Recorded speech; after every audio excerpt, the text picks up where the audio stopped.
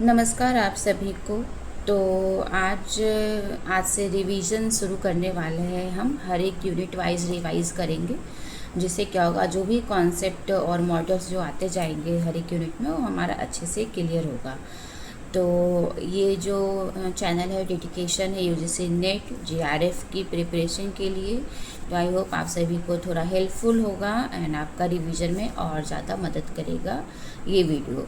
तो आज हम लोग कंज्यूमर बिहेवियर यूनिट 7 जो हमारा है मैनेजमेंट पेपर 2 का, तो उसका हम लोग आज पढ़ाई करेंगे। ठीक है, तो यूनिट 7 चलिए शुरू करते हैं और इसी हिसाब से हर एक यूनिट को हम लोग ख़त्म करेंगे एंड देन पेपर 1 का रिवीजन शुरू करेंगे।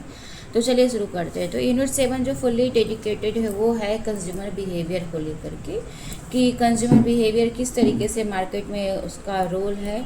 क्योंकि हम जानते हैं एट द एंड जो ऑर्गेनाइजेशन का जो मेन मोटिव होता है प्रमोशन का, एडवर्टाइजमेंट का, सेल्स का होता है प्रॉफिट मैक्सिमाइजेशन, राइट। तो उसमें कंज्यूमर का बहुत बड़ा उपयोग है ना। तो एक टर्म आता है कस्टमर कंज्यूमर। तो बच्चे बहुत ज़्यादा कंफ्यूज होते हैं और क्लासेस भी जब हम लेते हैं तो पूछते हैं कि मैम कस्टमर और कंज्यूमर क्या होता है।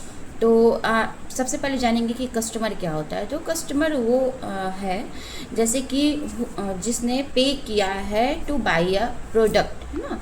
वो इंसान जो पे करता है some amount to buy a product. जैसे मेरे हाथ में ये पेन है, तो पेन को शॉपकीपर को I have paid some amount 10 rupees और then I bought this pen for me, है ना।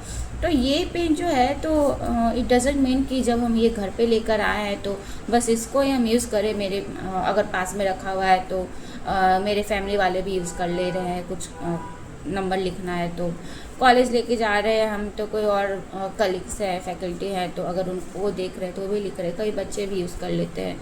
तो ये क्या हुआ कि पेन तो खरीद कर लाया है कोई एक इंसान, बट इसके जो यूज़र्स हैं वो मल्टीपल्स हैं, है ना, मल्टीपल यूज़र्स हैं। तो कस्टमर क्या होता है, इन अ सिंपल टर्म हम बोले तो कस्टमर होता है the person who buy a product to give some amount to the shopkeepers, या फिर बोले कि a person who bought the product, जो सामान को खरीदता है, who buy the product, right. Consumer क्या होता है कि हु कंज्यूम द प्रोडक्ट। तो खरीद कर तो लाया एक इंसान है, बट कंज्यूम जो कर रहे हैं वो मल्टीपल्स लोग कर रहे हैं। तो यही होता है कंज्यूमर एंड कस्टमर का बेसिक डिफरेंस। तो कस्टमर तो एक सिंगल होता है ना, बट कंज्यूमर जो होते हैं मल्टीपल्स होते हैं, बहुत सारे कंज्यूमर्स होते हैं। तो ये होता है बेसिक डिफरेंस। अब जानेंगे कि कंज्यूमर बिहेवियर पे जो ऑर्गेनाइजेशन होती है इतना ध्यान क्यों देती है, इतना जोर क्यों देती है ना। तो है कि how consumer behave in the market. तो ये सारे जो भी पढ़ाएंगे हम या आप लोग जो स्टडी करेंगे, ये मेरा जो खुद का बनाया हुआ नोट्स है, तो उसको रेफरेंस से ही हम बता रहे हैं। ठीक है, जो जब अपनी प्रिपरेशन के टाइम पे जिस तरीके से या जो जिस नोट्स को हम फॉलो किए हैं, खुद का हैंड रिटेन नोट्स बहुत अलग अलग सोर्सेज से, तो वो मेरे लिए बहुत ज़्यादा बेनिफिशियल था। और इसको मल्टीपल टाइम्स हम पढ़ाई करते हैं। कुछ भी नया टर्म जब आता है, कुछ हमको दिखता है, तो इसी नोट्स में हम ऐड ऑन करते रहते हैं। तो ये मेरा सेल्फ बनाया हुआ नोट्स है, हैंड रिटेन। तो आपके साथ भी हम शेयर कर देंगे वीडियो के एंड में। तो ये हेल्पफुल तो ज़रूर होगा, क्योंकि ये पढ़ के मेरा भी नेट निकला है। तो आप भी पढ़ेंगे तो मे भी आप थोड़ा मेहनत करेंगे तो आपका भी निकल जाएगा, है ना। तो कंज्यूमर बिहेवियर पे ऑर्गेनाइजेशन इतना जोर क्यों देती है, how consumer behave in the market, consumer किस तरीके से बिहेव करता है मार्केट में, ये बहुत इम्पॉर्टेंट है। सेटिस्फाइंग देयर नीड्स, जो प्रोडक्ट ले रहे हैं क्या उनके नीड्स को सेटिस्फाई कर रहा है, नहीं कर रहा है। Use cost customer relationship management technology, consumer के साथ एक अच्छा रिलेशन बनाने के लिए बहुत सारी टेक्नोलॉजी यूज़ होती है। उसी में एक होता है एक CRM, कस्टमर रिलेशनशिप मैनेजमेंट। ये एक टेक्नोलॉजी है, सॉफ्टवेयर बोल सकते हैं हम लोग, जो कि कंपनी यूज़ करती है। तो आगे पढ़ेंगे डिटेल में हम लोग किस तरीके से ये सारे टर्म का डिटेल में यूज़ होता है, CRM का किस तरीके से यूज़ होता है। जैसे कि थोड़ा सा भी आया टॉपिक तो बता देते हैं कि CRM जो है एक सॉफ्टवेयर होती है। तो अभी हम लोग जैसे फॉर एग्जांपल हम बता रहे हैं कि रैंडम कभी कभी मैसेज आते रहता है कि स्मार्ट तो बाज़ार में इतना ऑफ़र है ना। तो कभी रैंडम नहीं आता, वो डाटा हमारा उनके पास है। कैसे? जब हम शॉपिंग करने जाते हैं तो हमारा डिटेल ज़रूर लेते हैं टू जनरेट बिल। जो भी हम सामान खरीदते हैं तो उसके बिल को जनरेट करने के लिए वो हमारा कॉन्टेक्ट डिटेल लेते हैं। तो वो उनके पास डाटा चला गया है हमारा, है ना, नेम, डिटेल, हर एक चीज़, मोबाइल नंबर। अब क्या करते हैं, जब भी कुछ ऑफ़र आता है तो टू अट्रैक्ट देयर कस्टमर्स वो मैसेजेस, ईमेल, कॉलिंग्स, ये सारा कुछ होता है। तो ये CRM का पार्ट है। इस तरीके से क्या होता है कि जो हमारा कस्टमर है वो लॉन्गर पीरियड ऑफ टाइम के लिए या बोले कि हमेशा के लिए हमारे साथ कनेक्टेड होता है। तो ऐसे भी फिर जब हम शॉपिंग करने जाते हैं स्मार्ट बाज़ार में तो आप देखेंगे कि आपको कभी कूपन्स वगैरह 4-5 वो डाल देते हैं, या अदर शॉपिंग मॉल्स में भी, शॉप में भी तो डाल देते हैं। बोलते हैं कि कुछ समय के बाद आप इसको रिडीम कर सकते हैं ना, पूरे ऑल ओवर इंडिया में जहाँ जहाँ इसका आउटलेट है। तो ये सब कुछ CRM का पार्ट है और इसी से कस्टमर और ऑर्गेनाइजेशन के साथ एक अच्छा रिलेशनशिप बनता है for longer period of time. तो अच्छा रिलेशनशिप बनेगा तभी वो कस्टमर बार बार जाएगा उस जगह पे और बार बार उस प्रोडक्ट को यूज़ करेगा, तब कंपनी का प्रॉफिट बार बार होता है। और इसी को बोलते हैं कस्टमर रिटेंशन भी। जब एक कस्टमर बार बार आता है किसी एक ही कंपनी के प्रोडक्ट को लेने के लिए तो दिस इज़ कस्टमर रिटेंशन। ठीक है। अब why it is so importance of consumer behaviour, है ना। तो क्यों इम्पॉर्टेंट है? तो increase sales, setting prices, sales promotion, helps in competitive analysis, helps in forecasting, targeting and segmentation, designing product portfolio, product range। तो जब हम कंज्यूमर बिहेवियर को अच्छे से ऑर्गेनाइजेशन स्टडी करती है तो देखती है कि पता चलता है कि हमारा जो कंज्यूमर है, जो कंज्यूम करने वाला जो कस्टमर है वो उसको क्या क्या चीज़ें चाहिए, है ना। उसको हमारा प्रोडक्ट समझ में आ रहा है, नहीं आ रहा है, उसका कस्टमर रिटेंशन कितना, मतलब वो बार बार कितना कस्टमर उस प्रोडक्ट को खरीद रहा है। ठीक है। तो ये सारा चीज़ होता है। उसी से जब कस्टमर बार बार चीज़ को खरीदेगा तो सेल्स ऑटोमेटिकली ऑर्गेनाइजेशन का इंक्रीज होता है। तो ये सारी कुछ 7 से 8 इम्पॉर्टेंस है, हालांकि बहुत सारा है बट हम कुछ पॉइंट्स को याद रखेंगे। तो अब होता है, अब मॉडल्स ऑफ कंज्यूमर बिहेवियर बहुत इंपॉर्टेंट है, नेक्स्ट टॉपिक है ये। But before moving that topic एक और इम्पॉर्टेंट है, मतलब बेसिक है कंज्यूमर बिहेवियर का, वो हम लोग थोड़ा समझ लेंगे। तो इसमें है factor influencing consumer buying behaviour. तो क्या क्या से फैक्टर्स है जिससे कंज्यूमर का जो बाइंग बिहेवियर है प्रभावित करता है ना, अफेक्ट करता है। तो एक होता है कल्चरल, सोशल, पर्सनल, साइकोलॉजिकल। तो ये 4 बेसिक फैक्टर्स होते हैं जिससे कंज्यूमर का जो बिहेवियर है टू बाई समथिंग वो अफेक्ट करता है। तो जैसे कल्चर में देखते हैं हम तो उनका, जैसे जो भी कस्टमर होता है किसी ना किसी रिलीजन से आते हैं तो उनका अलग अलग एक फैक्टर होता है, उसके हिसाब से वो शॉपिंग करते हैं या सामान को लेते हैं। तो कल्चर हो जाता है, फिर रिलीजियस हो गया तो उसमें सब रिलीजन हो गए, फिर एरिया वाइज भी हो जाता है ना। तो ये सारा कुछ है। जैसे हम लोग बिहार से बिलोंग करते हैं तो हमारे यहाँ छठ पूजा होता है तो उसके कुछ अलग अलग रिचुअल्स है, पूजा पाठ करने का तरीका थोड़ा अलग है। तो उस तरीके से आप मार्केट में देखेंगे कि आपको सामान मिलते हैं। तो जैसे कि छठ पूजा आता है तो बाँस का बना हुआ बटरी, सूप, ये सब बहुत मिलता है। तो ये हम लोग बिहारीज लोग ज़रूर लेते हैं। उसी तरीके से जब पंजाबियों का लोरी होता है फेस्टिवल तो उस टाइम पे बहुत अलग चीज़ें मिलती है ना। तो इस तरीके से चेंज होते रहता है कल्चर के हिसाब से भी।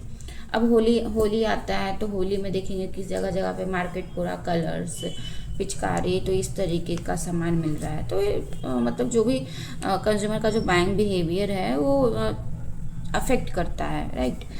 तो सोशल में होता है references groups, roles and situations. तो सिचुएशन के हिसाब से कंज्यूमर का जो बाइंग बिहेवियर है वो अफेक्ट करता है। पर्सनल में देखते हैं age and life cycle, of course occupation, economic situation, life style, personalised and self concepts. तो पर्सनल में ये सारी चीज़ें होती है। तो साइकोलॉजिकल में होता है motivation, perception, roles and attitude, believes and attitude. तो ये सारा कुछ साइकोलॉजिकल में है। अब कंज्यूमर बाइंग प्रोसेस होता है कि मतलब कंज्यूमर का जो बाइंग प्रोसेस है वो क्या क्या है।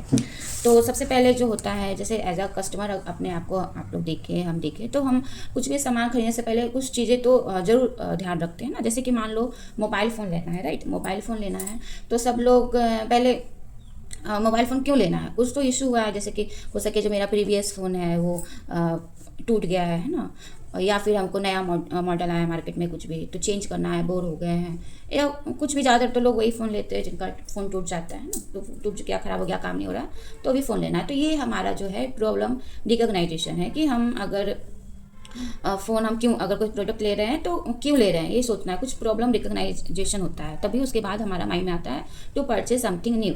तो ये होता है प्रॉब्लम रिकॉग्नाइजेशन, फर्स्ट स्टेप, ठीक है। तो अब हम समझ में आ गया कि अब हमको फ़ोन का नीड है ना। Without phone we can not survive in this world, in this society, because जो भी चीज़ें हो रहा है आजकल सारा कुछ फ़ोन के इर्द गिर्द ही हो रहा है। आपको अब कहीं दूर हैं तो आपको घर पे बताना है तो फ़ोन है, कुछ आपके पास कैश नहीं है, आपको ट्रांजेक्शन करना है तो फ़ोन में ज़रूरी है। तो बहुत सारे ऐसे फैक्टर्स हैं जिसके बिना, फ़ोन के बिना अभी बहुत डिफ़िकल्ट है लाइफ। तो ये फ़ोन का यूज़ हो गया। तो प्रॉब्लम रिकॉग्नाइजेशन हमने कर लिया, ठीक है। अब जब हमारा पता चल गया कि अब हमें फ़ोन लेना है तो हम कुछ इन्फॉर्मेशन सर्च करते हैं आसपास के लोगों से या फैमिली वाले से डिस्कस करते हैं या गूगल पे रिव्यूज़ चेक करते हैं। बहुत सारे देखते हैं कि मार्केट में कौन सा फ़ोन है अभी चल रहा है ना, कौन सा लेना सही है, हमारा बजट होता है उस बजट के अंदर में कि हमें ये सारी चीज़ें मिली, ठीक है। तो ये हो गया इन्फॉर्मेशन सर्च। थर्ड क्या होता है, इवोल्यूशन ऑफ अल्टरनेटिव्स। जब हम इन्फॉर्मेशन सर्च करते हैं तो हमारे पास 3-4 नाम आते हैं कंपनी के, ब्रांड के, कि कुछ हमारा प्राइस प्रेफरेंस है उसके हिसाब से, कुछ लाइक उसके क्वालिटी के हिसाब से, है ना। तो कुछ हम चीज़ें फ़ोन रखते हैं, 3-4 हाथ में रखते हैं, सैमसंग रख लिया, एप्पल का रख लिया, 1-2 और चीज़ रियलमी का हो गया। तो इस 3-4 ब्रांड का हमने फ़ोन को माइंड में रखा कि अब हमको इसमें से कोई पिक करना है, लेना है। तो इसको बोलते हैं इवोल्यूशन ऑफ अल्टरनेटिव, ठीक है। तो प्राइस एंड क्वालिटी के हिसाब से हम उसको 3-4 को ऑप्शंस में रखते हैं। जब हम अल्टरनेटिव को स्टडी करते हैं तो आफ्टर दैट रिसोर्स डिसीजन, तो हम देखते हैं कि फाइनली अब हम डिसाइड करने वाले हैं कि कौन से ब्रांड का हम फ़ोन लेने वाले हैं, राइट। क्योंकि अब हमारे पास ऑप्शन आ गया तो अब तो फ़ोन लेना ही है, तो एक ब्रांड को हम सिलेक्ट करते हैं। फिर क्या करते हैं, हम उसको ख़रीद लेते हैं। डिसाइड करने के बाद हम फ़ोन को ख़रीद लेते हैं, परचेज़ करते हैं, एंड आफ्टर परचेज़ हम उसमें का यूज़ करते हैं। तो फिर हम देखते हैं कि पोस्ट परचेज़ कस्टमर का बिहेवियर कैसा होता है, क्या वो सेटिस्फाई हुआ है, क्या उसके जो भी डिमांड है कंज्यूमर को वो फुलफ़िल कर पाया है प्रोडक्ट। तो ये सारा जो होता है 5 प्रोसेस होता है कंज्यूमर बाइंग प्रोसेस इसको बोलते हैं। तो आई होप आप सभी को ये याद हो गया होगा। अगर कुछ खुद के रेफरेंस से अगर हम सोचते हैं तो हम इसको याद कर सकते हैं। तो पहला है प्रॉब्लम रिकॉग्नाइजेशन, उसके बाद है information search, evolution of alternatives and resource decision, और उसके बाद पोस्ट परचेज बिहेवियर, ठीक है। तो ये तो हम लोग जैसे कि कुछ फ़ोन लेते हैं, है ना, तो उसके बाद रिव्यू डालते हैं कि ये फ़ोन देखकर कैसा लगा, नहीं लगा। तो जो कस्टमर जब नेक्स्ट टाइम जो कस्टमर न्यू खरीदता है तो वो भी रिव्यू जरूर चेक करता है। तो ये सब कुछ बहुत ज़्यादा इंपॉर्टेंट है और कंज्यूमर इसके ऊपर खास करके ध्यान देती है कि आफ्टर बाइंग अगर मान लो हम फ़ोन लिए तो अगर कुछ इशूज़ होता है तो उसका क्या सर्विस सेंटर है, क्या उसका कस्टमर सपोर्ट अच्छा है। तो पोस्ट परचेज के बाद भी कुछ ना कुछ इश्यूज़ आ सकता है, राइट। और आता भी है, कभी ग्लासेस टूट गया, टेम्पर ग्लासेस चेंज करवाना है, कुछ माइक का इशू हो सकता है, क्योंकि टेक्निकल चीज़ें तो कुछ में भी इशू हो जाए। तो कस्टमर जरूर ध्यान रखता है कि जो हम प्रोडक्ट खरीद रहे हैं, जिस ब्रांड का हम फ़ोन ले रहे हैं, क्या उसके सर्विस सेंटर मेरे सिटीज़ में है, नियर बाई एरियाज़ में या नहीं है ना। कुछ होगा तो फिर हम मान लो दूसरे सिटी में जाने में टाइम भी लगेगा, पैसा भी खर्च होगा। तो ये सारा कुछ होता है, जिसी को बोलते हैं पोस्ट परचेज बिहेवियर। तो कंपनी जो भी अपना प्रोडक्ट बनाती है, खास करके टेक्निकल की चीज़ें, वो पोस्ट परचेज बिहेवियर के ऊपर बहुत ज़्यादा ध्यान देती है कि कस्टमर सपोर्ट जो हो वो बहुत अच्छा होना चाहिए, ठीक है। तो ये होता है कंज्यूमर बाइंग बिहेवियर। तो आई होप आज जो हमने पढ़ा है basic consumer buying behaviour, consumer buying process, customer और कंज्यूमर क्या होता है, आप लोग का थोड़ा बेसिक क्लियर हुआ होगा। तो नेक्स्ट वीडियो में हम लोग models of consumer buying behaviour है, जो कि बहुत ज़्यादा इंपॉर्टेंट मॉडल्स आते हैं वो, और एग्ज़ाम में हर एक साल उससे एक क्वेश्चन ज़रूर रहता है मॉडल से। तो निकोशिया मॉडल है और भी बहुत सारे मॉडल्स हैं। तो नेक्स्ट वीडियो में हम लोग पार्ट वाइज हम उस वीडियो को अपलोड कर देंगे। नेक्स्ट वीडियो में हम लोग modules of consumer bank behaviour को देखेंगे इन डिटेल्स। तो आई होप आप सभी को सीरीज़ अच्छी लग रही होगी। तो थैंक यू और लाइक ज़रूर कर दीजिएगा।